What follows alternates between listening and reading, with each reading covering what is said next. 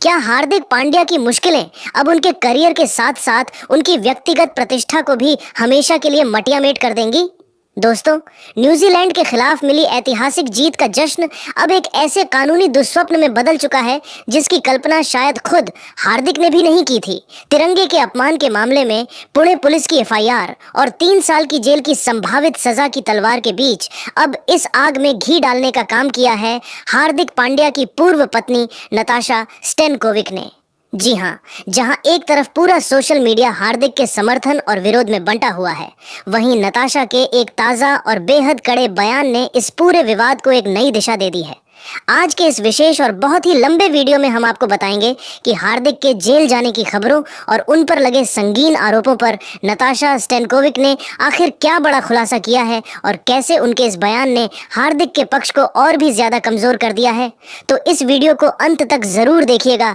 क्योंकि आज इस विवाद में एक ऐसी गूंज सुनाई दी है जिसे नजरअंदाज करना नामुमकिन है। जैसे ही पूरे देश में यह खबर जंगल की आग की तरह फैल गई कि प्रतिष्ठित एडवोकेट वाजिद खान की लिखित शिकायत को आधार मानते हुए प्रशासन ने हार्दिक पांड्या के खिलाफ राष्ट्रध्वज के अपमान और राष्ट्रीय गौरव के अनादर की गंभीर धाराओं में मुकदमा दर्ज कर लिया है, समूचे खेल और ग्लैमर जगत में एक गहरा सन्नाटा पसर गया। यह जानकारी सामने आते ही कि हार्दिक पांड्या को किसी भी वक्त पुलिस प्रशासन द्वारा पूछताछ के लिए हिरासत में लिया जा सकता है या उनकी गिरफ्तारी की औपचारिक प्रक्रिया शुरू हो सकती है। सोशल मीडिया से लेकर न्यूज चैनलों तक हर किसी की पैनी नजर केवल एक ही शख्सियत पर टिकी थी, और वो थी हार्दिक की पूर्व पत्नी नताशा स्टेनकोविक। नताशा, जो पिछले काफी समय से अपनी निजी जिंदगी के उतार चढ़ाव और हार्दिक से अलगाव को लेकर लगातार सुर्खियों और चर्चाओं के केंद्र में रही हैं, उन्होंने इस बेहद संवेदनशील और विवादित मुद्दे पर अपनी लंबी चुप्पी को तोड़ते हुए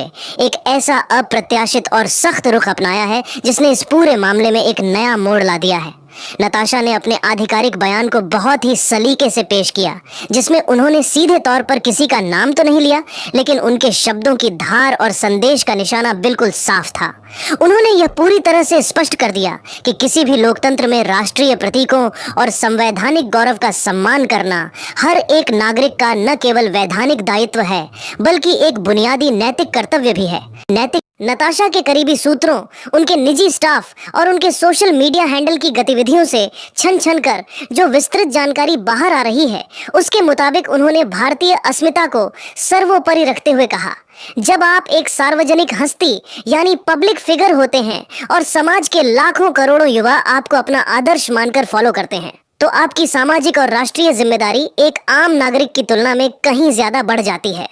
इसमें कोई दो राय नहीं है कि एक खिलाड़ी के लिए जीत का भव्य जश्न मनाना और अपनी व्यक्तिगत खुशी का इजहार करना उसका मौलिक अधिकार है, लेकिन यह उत्सव कभी भी देश की गरिमा, राष्ट्रीय गौरव और हमारे पवित्र तिरंगे की मर्यादा की कीमत पर नहीं मनाया जाना चाहिए। तिरंगा केवल एक रंगीन कपड़ा नहीं है, बल्कि यह हमारी सामूहिक पहचान है, हमारे पूर्वजों के बलिदानों की विरासत है और 140 करोड़ भारतीयों की आत्मा है। ऐसे में इस परम पावन प्रतीक को किसी भी प्रकार के निजी रोमांटिक पल, कामुक चेष्टा या व्यक्तिगत आनंद और मनोरंजन का जरिया बनाना न केवल कानूनी किताबों के अनुसार एक अक्षम्य अपराध है, बल्कि नैतिक और सामाजिक रूप से भी इसे किसी भी सभ्य समाज में कभी स्वीकार नहीं किया जा सकता। नताशा का यह बयान उन परिस्थितियों में और भी ज्यादा वजनदार हो जाता है जब हार्दिक पांड्या अपनी नई गर्लफ्रेंड के साथ मैदान पर तिरंगे को ओढ़कर लेटने की तस्वीरों की वजह से पहले ही जन आक्रोश का सामना कर रहे हैं।